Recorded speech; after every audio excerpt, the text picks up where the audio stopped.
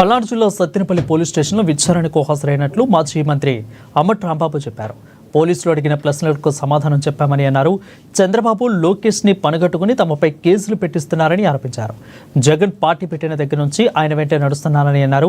తమపై అక్రమ కేసులు పెట్టి వేధించాలని చూస్తున్నారని అంబటి రాంబాబు మండిపడ్డారు. ఈరోజు సత్తెనపల్లి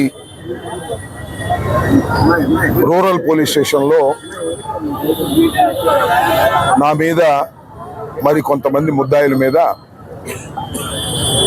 73 ఆఫ్ 24 క్రైమ్ నెంబర్ కింద 25 క్రైమ్ నెంబర్ కింద ఒక కేసు రిజిస్టర్ చేయడం జరిగింది. అదేవిధంగా రజనీ గారి మీద మరొక క్రైమ్ నెంబర్లో మరొక కేసు రిజిస్టర్ చేయడం జరిగింది.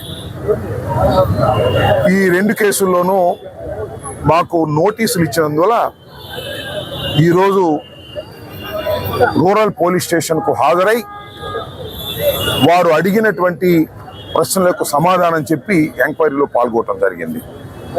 అలాగే రజనీ గారు కూడా మరొక కేసులో మళ్ళీ అర్బన్ పోలీస్ స్టేషన్కి వెళ్ళవలసిన అవసరం ఉంది. అర్బన్ పోలీస్ స్టేషన్లో కూడా మా మీద కేసు పెట్టారు.